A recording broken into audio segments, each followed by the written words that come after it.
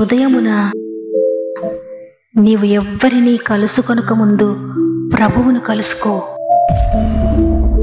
నీవు ఎవ్వరినీ చూడకముందు ప్రభువును చూడు. నీవు ఎవ్వరితో మాట్లాడకముందు ప్రభువుతో మాట్లాడు.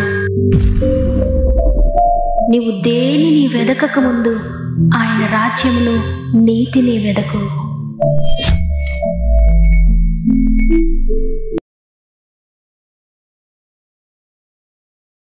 Praise the lord.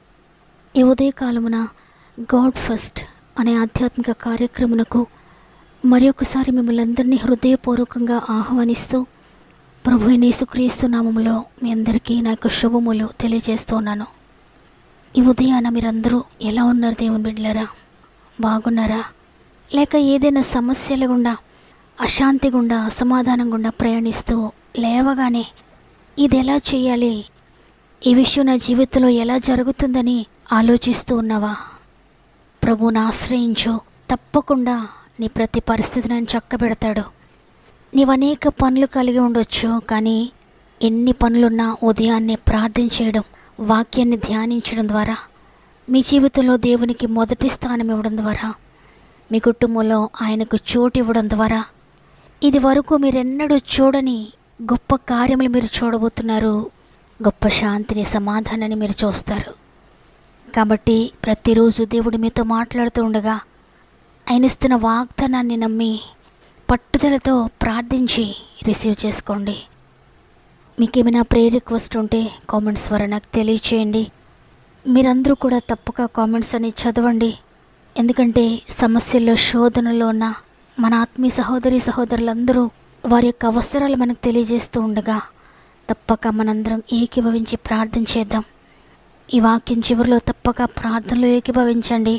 ప్రభు సన్నిధిలో మొరపెడదాం, అద్భుతాలు చూద్దాం. సమస్త మహిమ ఘనత దేవునికి చెల్లునుగాక. ఈరోజు ప్రభు మనకిస్తున్న ప్రశస్తమైన వాగ్దానాన్ని చదువుకుందాం. హబక్కూకు 2వ అధ్యాయము 3వ వచనము. అది ఆలస్యంగా వచ్చినను దాని కొరకు కనిపెట్టుము, అది తప్పక జరుగును. ఆమేన్. చూడండి, ఇక సమయం అంతా దాటిపోయింది, పరిస్థితులన్నీ దాటిపోయాయి. ఇక మిగిలిందేది లేదు, ఇక ఏ అవకాశం లేదు, ఇక ఏ హోప్ లేదని నీవు అనుకుంటూ ఉన్నవేమో. ఇక లేదు, ఇక అవ్వదు అనుకున్న సమయంలో కూడా దేవుడు అద్భుతం చేయగలడు. ఆఖరి నిమిషంలో కూడా ఆయన పరిస్థితులను మార్చగలడు. నీ జీవితంలో నీవు ఆశిస్తున్న కార్యం ఆలస్యం అవుతున్నా దాని కొరకు ప్రభు సన్నిధిలో కనిపెట్టు, అది తప్పక జరుగుతుంది. ఇది నా మాట కాదు, ప్రభు మాట. ఆయన మాట ఎప్పటికీ నిరర్థకం కాదు. ఆయన మాట ఇచ్చి నెరవేర్చే దేవుడు. సాధారణంగా అందరూ కూడా ఫ్యూచర్ గురించి ఎన్నో ప్లాన్స్ వేసుకుంటూ అవి జరగకపోతే నేను అనుకున్నవి ఏవి జరగడం లేదని బాధపడుతూ ఉంటారు. కానీ నీవు గనుక దేవుని చిత్తంలో ఉంటే దేవుడు తన చిత్తాన్ని నీ జీవితంలో తప్పక నెరవేరుస్తారు. కొన్నిసార్లు మనం ఊహించిన దానికి అన్నీ వ్యతిరేకంగా జరుగుతూ ఉంటాయి. ఎందుకంటే నీవు చేయాలనుకున్నది నీకు మంచి జరిగేది అయితే తప్పకుండా దేవుడు దాన్ని నీ జీవితంలో నెరవేరుస్తాడు. కానీ అది నీ జీవితానికి మంచిది కానిది అయితే దేవుడు దానిని ఆటంకపరుస్తాడు, దేవుడు దాన్ని తప్పిస్తాడు. నీవెంత ప్రార్థించినా, ఎంత ఆశించినా, ఎంతగా ఆయనను అడిగినా అది నీకు దూరం అవుతుంది. ఎందుకంటే నీ ఫ్యూచర్ తెలిసిన ప్రభువు అది నీకు మేలుకరమైంది కాదు, అది నీకు హాని జరిగిస్తుందని తెలుసు. కాబట్టి దానిని ఆయన నెరవేర్చలేకపోతాడు దేవుని బిడ్డలారా. అయితే నీవు నా ప్లాన్స్ అన్నీ ఫెయిల్యూర్ అయిపోతున్నాయి అని ఆలోచించొద్దు, కానీ దేవుని చిత్తానికి లోబడు. ఆయన చెప్పినట్లుగా చెయ్యి. ఎందుకంటే ఆయన కార్యములు నీ ఆలోచనల కంటే ఉన్నతమైనవి, గొప్పవి. కాబట్టి నీ జీవితంలో గొప్ప కార్యములు నువ్వు చూడగలుగుతావు. కొన్నిసార్లు, కొన్ని సందర్భాల్లో దేవుడు ఆలస్యం చేస్తాడు. ఎందుకు అంటే అద్భుతం చేయడానికే. ప్రతిదానికి సమయం కలదు. తగిన సమయంలో ఆయన కార్యం జరిగిస్తాడు. నిన్ను ప్రేమించే ఆయన ఆలస్యం చేస్తున్నాడు అద్భుతం నీ జీవితంలో చేయాలని. కొన్నిసార్లు నీ జీవితంలో ఆలస్యం అవుతూ ఉంటుంది. నువ్వు బాధపడుతూ ఉంటే ఆయన నిన్ను పట్టించుకున్నట్లుగా, నిన్ను విడిచిపెట్టినట్లుగా, ఆయన నిన్ను నిర్లక్ష్యం చేస్తూ ఉన్నట్లుగా నీకు అనిపిస్తుంది. అయితే ఈ ఆలస్యం వెనుక ఒక అద్భుతం దాగి ఉందని నీవు అర్థం చేసుకోవాలి. ఈ కార్యం ఇంత లేట్ అయింది అని నువ్వు నిరాశ చెంది అలసిపోవద్దు. కానీ నన్ను ప్రేమిస్తున్న దేవుడు నా జీవితంలో ఏ కార్యం చేసినా ఆయన నీ మేలు కొరకే చేస్తాడు, నా మంచి కొరకే చేస్తాడు. ఆయన మంచి దేవుడు, ఆయన పనులు మంచివి అని నీవు గ్రహించినట్లయితే నీ జీవితంలో కీడును సహా ఆయన మేలుగా మార్చబోతున్నాడు. నీవు ఆయన కొరకు నిరీక్షణతో ఎదురు చూచినట్లయితే నీ మీద దయ చూపించి అద్భుతం చేయబోతున్నాడు. ఆలస్యము ఇంకా నీకు బెటర్ లైఫ్ ఇవ్వడానికే. చూడండి, లాజరును యేసుప్రభువారు ఎంతగానో ప్రేమించారో. అయితే ఒక రోజున లాజరు రోగిగా ఉన్నాడు, మరణశయ్యపై ఉన్నాడు. యేసుప్రభువారికి కబురు పెట్టారు, లాజరు చనిపోయేలా ఉన్నాడు, రమ్మని. అయితే ప్రభువు వెంటనే లాజరు దగ్గరకు వెళ్ళలేదు. కొన్ని రోజులు ఆయన ఎక్కడ ఉన్నారో అక్కడే ఉండిపోయారు. ఆలస్యం జరిగింది. లాజరు చనిపోయాడు, సమాధి చేయబడ్డాడు. 4 రోజులు అయిపోయాయి. ఆ తరువాత యేసుప్రభువారు లాజరు కుటుంబం దగ్గరకు వచ్చారు. అప్పుడు లాజరు యొక్క సహోదరులు అంటున్నారు, మార్తా మరియలు, ప్రవ్వా, నీవు గనుక ఇక్కడుంటే నా సహోదరుడు చనిపోయేవాడు కాదు, నా సహోదరుడు చనిపోయాడు, సమాధి చేయబడ్డాడు అని. ప్రభు అన్నారు, సమాధి దగ్గరికి వెళ్దాం పదండి అని. వద్దయ్యా, ఆయన చనిపోయి 4 రోజులైంది అని. కానీ యేసుప్రభువారు సమాధి దగ్గరికి వెళ్తారు. సమాధి ఎదుట నిలబడి రాతిని పొర్లించండి అన్నారు. అక్కడ మార్తా మరియలు ఏడుస్తూ ఉన్నారు. ఆ సమయంలో యేసుప్రభువారు ఒక్క మాట పలికారు, లాజరు బయటకు రా అని. ఆ మాట యేసుప్రభువారి నోటిలోండి బయటకు రాగానే అద్భుతం జరిగింది. చనిపోయి కుళ్ళిపోయిన లాజరు నడుచుకుంటూ సజీవుడిగా బయటకు వచ్చాడు. దేవుని బిడ్డలారా, చూస్తున్న వారందరూ ఆశ్చర్యపోయారు. అంతవరకు మరణము, ఏడ్పు, దుఃఖము ఉంది ఆ ప్రదేశంలో. ఎప్పుడైతే యేసుప్రభువారు మాట సెలవిచ్చారో ఆ మాటతోటే ఆ సమాధుల మధ్యలో గొప్ప ఉజ్జీవం కలిగింది. దుఃఖమునకు బదులుగా సంతోషం కలిగింది. కన్నీటికి బదులుగా ఆనంద బాష్పాలు వచ్చాయి. ఏడ్పుకు బదులుగా సంతోషం వచ్చింది. అప్పటి వరకు ఏడుస్తూ ఉన్న వారందరూ కూడా సంతోషంతో మాట్లాడడం ప్రారంభించారు. ఆలస్యమైంది, కానీ మృతులను సజీవులుగా చేసే దేవుడు ఆలస్యాన్ని అద్భుతంగా మార్చివేశాడు. సమాధుల నుండి వచ్చేవారి మొక్కలు చూస్తే ఎంతో ఏడుస్తూ దుఃఖముఖులుగా ఉంటారు. కానీ ఆ రోజు సమాధుల నుండి వచ్చేవారి మొక్కలలో సంతోషము, నవ్వు, ఆనంద గీతాలతో వస్తూ ఉన్నారు. చూడండి, మనం నమ్మిన ప్రభు దేనినైనా మార్చగలడాయన. ఉన్నది లేనట్లుగా, లేనిది ఉన్నట్లుగా చేయగలరాయన. నీవు నమ్మినట్లయితే అదే విధంగా నీవు కూడా దేవుని మహిమ కార్యములు చూడబోతున్నావు. నీవు అనుకోవచ్చు, ఈ కార్యం ఎలా జరుగుతుంది, ఇది అసాధ్యం కదా అని. కానీ అసాధ్యాలను సుసాధ్యపరిచే దేవుడే మన దేవుడు. కాబట్టి నీ జీవితంలో ఒక కార్యం ఆలస్యం అవుతుందని ప్రార్థించడం మానొద్దు. నీ భర్త రక్షణ లేక నీ భార్య రక్షణ ఆలస్యం అవుతుందని ప్రార్థించడం మానొద్దు. నీ బిడ్డల రక్షణ, నీ బిడ్డల భవిష్యత్తు, నీ బిడ్డల సెటిల్మెంటు ఆలస్యం అవుతుందని ప్రార్థించడం మానొద్దు. నీ కుటుంబంలో ఒక అద్భుతం ఆలస్యమైందని, ఇక దేవుడు చేయలేడేమో, ఇక దేవుడు నా జీవితంలో చెయ్యడేమో, ఇక ఈ కార్యం జరగదని నిరుత్సాహపడి విడిచిపెట్టొద్దు. ఎంత ఆలస్యమైందో అంత ఎక్కువగా దేవుని సన్నిధిలో పోరాడు. ప్రభు సన్నిధిలో ప్రార్థించు. ఇంకా ప్రభు కొరకు నిరీక్షణతో ఎదురు చూడు. ఆయన నీ జీవితంలో అద్భుతం చేస్తాడు. అది నీకు గనుక మేలుకరమైతే దానిని తప్పక ఆయన జరిగిస్తాడు. ఒకవేళ అది నీ జీవితానికి నష్టం కలిగించేదైతే దేవుడు ఒకవేళ చెయ్యకపోవచ్చు, కానీ నీకు మేలు జరిగించే కార్యములు మాత్రం తప్పక ఆయన జరిగిస్తాడు. కాబట్టి ప్రియ చెల్లి, ప్రియ తమ్ముడు, నీ జీవితంలో జరగలేని కార్యముల గురించి ఏడుస్తూ నిరుత్సాహపడుతూ కూర్చోవద్దు. ఇంకా ప్రభు సన్నిధిలో ప్రార్థించు.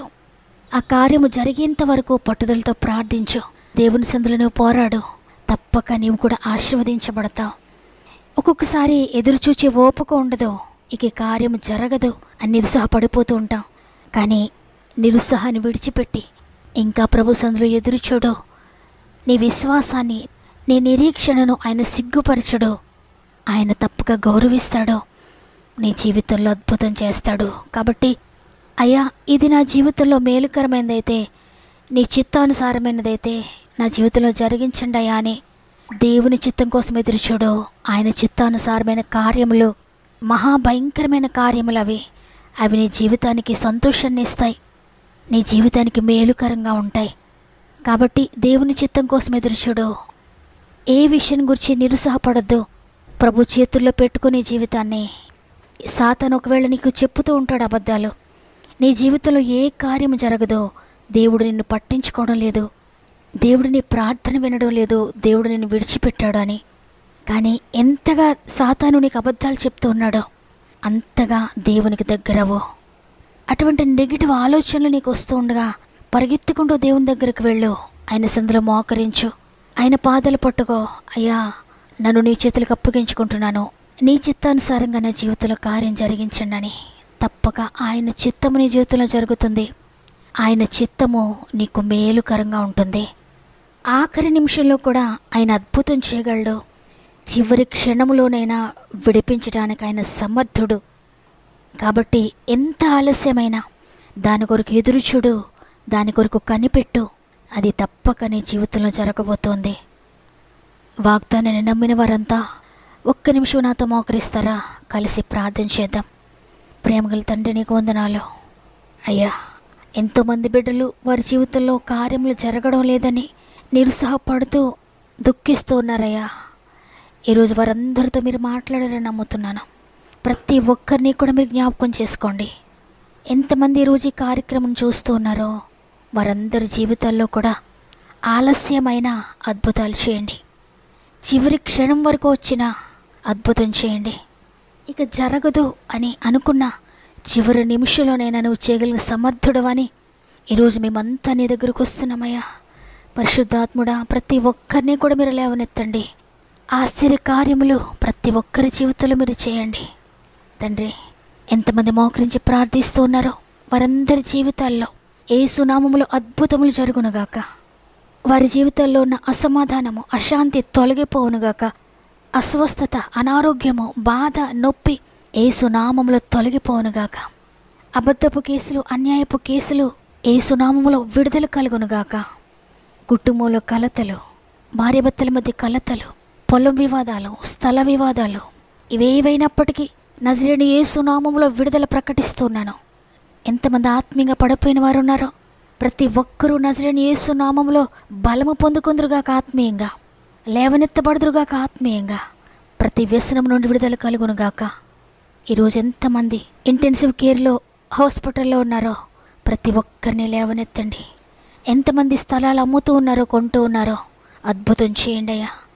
ఎంతమంది ఆర్థిక బంధకాల్లో సతమతమైపోతున్నారో యేసు నామములో విడుదల ప్రకటిస్తున్నాను. ఎంతమంది ధనాన్ని కోల్పోయి పోగొట్టుకొని వారికి రావాల్సిన ధనం కోసం 1000 కళ్ళతో ఎదురు చూస్తున్నారో అద్భుతం జరుగునుగా యేసు నామములో. ఉద్యోగం కోసం ఎదురు చూస్తున్న బిడ్డల జీవితాల్లో అద్భుతం జరుగునుగాక. గర్భఫలం కోసం ఎదురు చూస్తున్న బిడ్డల జీవితాల్లో అద్భుతం జరుగునుగాక. వివాహాల కోసం ఎదురు చూస్తున్న బిడ్డల జీవితాల్లో ఆశ్చర్య కార్యములు జరుగునుగాక. స్వంత గృహాలు కట్టుకోవాలని ఎదురు చూస్తున్న బిడ్డల జీవితాల్లో అద్భుతాలు జరుగునుగాక. ఎగ్జామ్స్ రాసి రిజల్ట్స్ కోసం ఎదురు చూస్తున్న బిడ్డల జీవితాల్లో అద్భుతకరమైన చక్కటి రిజల్ట్స్ వచ్చునుగాక. వ్యాపారాలు నష్టపోతున్న బిడ్డలందరి జీవితాల్లో అభివృద్ధి కలుగునుగాక. వ్యవసాయాలు అభివృద్ధి చెందునుగాక యేసు నామములో. చేతి వృత్తులు అభివృద్ధి చెందునుగాక యేసు నామములో. ఈరోజంతా మా ఆత్మీయ కుటుంబానికి తోడయండి. వారెక్కడికి వెళ్తున్నా, ఏ ప్రయత్నం చేస్తున్నా ప్రతి ప్రయత్నంను సఫలపరిచి ఈరోజంతా మీరు తోడుగా ఉండి నడిపిస్తారని, ఈరోజు ప్రత్యేకంగా పుట్టినరోజులు, పెండ్లి రోజులు జరుపుకుంటున్న వారికి ఈ నూతన సంవత్సరం అంతా మీరు తోడుగా ఉండి ఈ వాగ్దానమును వారి జీవితంలో నెరవేర్చండి. గత సంవత్సరంలో వారు ఎదురు చూసిన కార్యములు ఇంతవరకు జరగకపోయినప్పటికీ, ఆలస్యమైనప్పటికీ ఈ సంవత్సరంలో అవన్నీ కూడా మీరు జరిగిస్తున్నందుకు నీకు స్తుతులు చెల్లిస్తూ యేసయ్య పరిశుద్ధమైన నామంలో అడిగి వేడుకొంచున్నాను తండ్రి. ఆమెన్. దేవుని చిత్తమైతే మరల రేపు అందరం కలిసి ఆయనను స్తుతిందాం. అంతవరకు ప్రభు మీకు, మీ కుటుంబాలకు తోడు నడిపించునుగాక. God bless.